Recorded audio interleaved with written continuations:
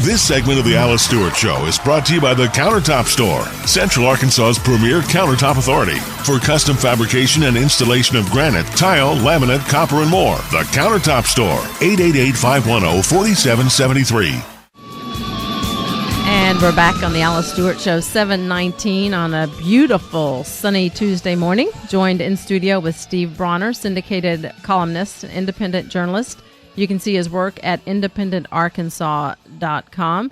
And we are joined on the Royal Overhead Door Hotline with our friend of the show, Todd Starnes. You hear Todd Starnes' Fox News and commentary throughout the day here on 96.5. You can buy his new book, Godless America, at any bookstore. You can go to Amazon.com. Todd joins us now. Todd, good morning.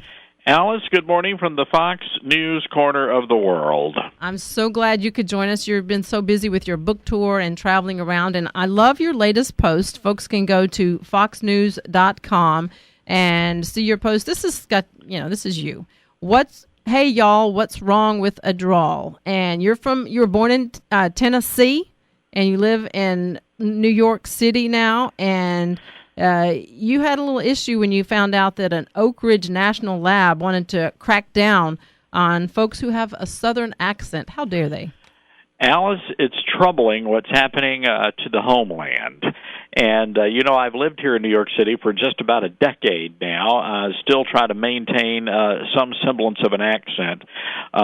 Every time I start to, one time it got really bad. I think I'd been here about 7 years, and somebody had done something rather inappropriate. Instead of saying, "Oh, don't worry about that," I said, "Forget about it." I immediately brewed a jug of sweet tea, and after a couple of glasses, I got my drawl back. Wow, what a relief. This is happening at Oak Ridge National Laboratory, which is run by the Department of Energy, and they wanted to crack down on folks who had a Southern accent, which in East Tennessee is everybody. So honest to goodness, they decided to hold a voluntary Southern accent reduction course. So, in other words, as I wrote in my column, they wanted to learn all of us rednecks how to talk right. I don't understand the reason behind this. What is the reason? What's wrong with the Southern drawl? There's nothing wrong with it. As a matter of fact, there was one survey that said the sexiest accent in the world is a Southern accent. So nothing like getting a slobber knocker when you got a drawl on. Well, I agree with that. So anyway, but there was I think Scientific American did a study back in a couple of years ago, and they surveyed Americans, and according to their survey, a Southern accent is a sign of stupidity or ignorance. And they said that someone who talks with a twang, it would be considered to be dim-witted, if you will. I represent that statement. I think that is me, me to a T. Now, here's the thing: is that this is something clearly is near and dear to your heart, your Southern drawl. So, how do you see more folks, more groups, more accent reduction seminars being held across the country? I do, and this is what's really troubling about it. And I read stories like this, and stuff like this really grips my grits. And here's the reason why, Alice. Southerners, we don't talk funny. We just like to savor our vowels. We just let them linger a little bit, those O's and those A's. And people take offense to that. They take offense to our traditions, and I do believe, and I write in my column about this, that I think there is a much larger issue here that involves the culture, Southern culture, and I believe that for whatever reason they're trying to eradicate our way of life, our traditions. A few weeks ago, I was writing about Tennesseans who enjoy catfish and hush puppies, and one of my readers accused me of stereotyping, and I'm like, dude, I'm from Tennessee, and I like catfish and hush puppies. It's not stereotyping. It's just good eating. Absolutely. And so do you think that Southern traditions are under assault? I do, and I want to give you three quick examples. First of all, over in Asheville, North Carolina, they are now serving, Southern restaurants are now serving something called barbecue tofu. That is an abomination. Over in the Opryland Hotel in Nashville, Tennessee, right smack in the middle of Baptist Mecca, they are serving at Opryland Hotel tuna tartare and seaweed salad. That ain't right. Nope. And how long is it going to be before some of our country music stars start using spray-on tan? That's true. They don't need to be doing that. And, of course, I believe I shared with your audience a few weeks ago my ordeal in Texas where I tried to order sweet tea and a buttermilk biscuit for breakfast, and the waitress told me they stopped serving sweet tea, and the only bread product they had was a bran muffin with flaxseed. So, Alice, I believe that this is evidence of this cultural creep that's spreading across Dixie like kudzu. And if you need one more example, I just encourage people to look at what's happening right now at Ole Miss, the University of Mississippi, where just last week the university unveiled a diversity training manual where they are going to erase vestiges of the university's past. They're going to rename Confederate Drive and Rebel Drive. They've already gotten rid of Dixie and the Confederate flag and Colonel Reb. And they went so far as to accuse the Greek fraternity and sorority system of being incubators of racism.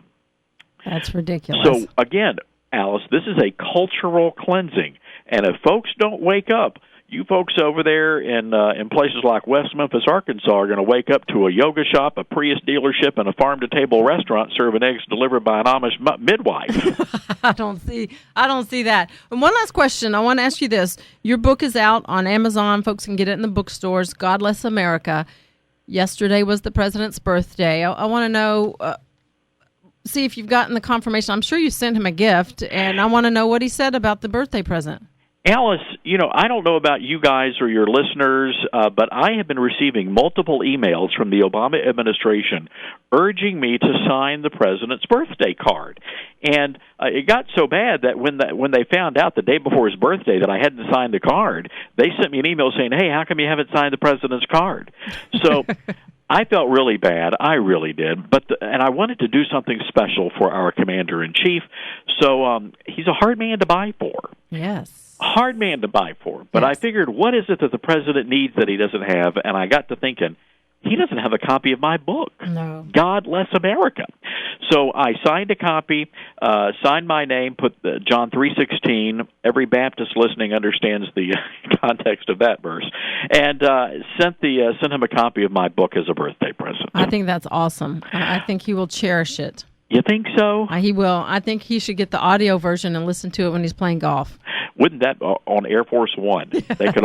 By the way, real quick, I didn't tell everybody though that vocal class, the Southern Accent Reduction class, yes, got canceled because of all the complaints, and I was kind of disappointed, Alice, because I really wanted to see him teach those good old boys how to talk like federal bureaucrats. It's not every day you get to see somebody talk out their wazoo. That's true. I'll tell you what, that's just another example of you get Todd Starnes on the case, and it will be done.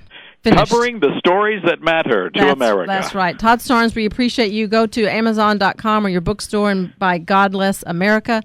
Check him out on Facebook, Todd Starnes, and on Twitter. And listen to him throughout the day here on 96.5. Todd, thank you. Have a great one, Alice. God bless. Bye. Bye. And his book is really great. It's all about God and guns and liberty, and it's a great book. And let me ask you this. I'm joined here with Steve Bronner, independent journalist and columnist. You can see his work at independentarkansas.com. Steve, it was the president's birthday yesterday. If you had the opportunity to get the president a gift, what do you think it might be? I think I would give him and all members of Congress a calculator to try to figure out how to, with trillions on the numbers, to let them see that maybe how can you maybe get closer to a balanced budget. Oh, that's good. You've been working on that. You've done a lot on your site about going to the site how to balance budget. And one of the things that they might need to also make sure is on their calendar, on their calculator, is that minus. That would be feature. Great. Minus. Or this in the budget, minus this, and not the plus, not just keep hitting plus all the time. And the multiplication sign, maybe having a division, make sure the division sign also works so we can really get some cuts made. Yeah, they tend to be really good at pushing the add button and not the subtract. Well, and you've learned, part of keeping the budget in check is you have to start making important decisions, and you can't buy everything. You can't get everything you want for your birthday, and the voters can't get everything they want. That's true. That's true. Well, we make decisions in our family, so we cut what we had to cut just to get by, and we wish that the federal government would do the same. Absolutely.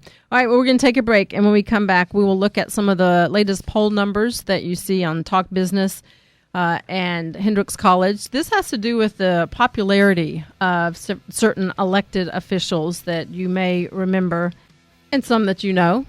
We'll talk about that with Steve Bronner coming up. Also, his latest column on the third-party candidates, how they will impact these races. We'd love to get your thoughts and feedback on Facebook, The Alice Stewart Show, and on Twitter, Alice Stewart 965, or just simply Alice Tweet. Follow me. I'd love to hear your thoughts and feedback. Stick around throughout the day. Glenn Beck is coming up right after this program, and Dave Ellswick back again in the afternoon at 2 o'clock. This segment of the program brought to you by the Countertop Store, 9817 Maumelle Boulevard. Give them a call, 888-510-4773.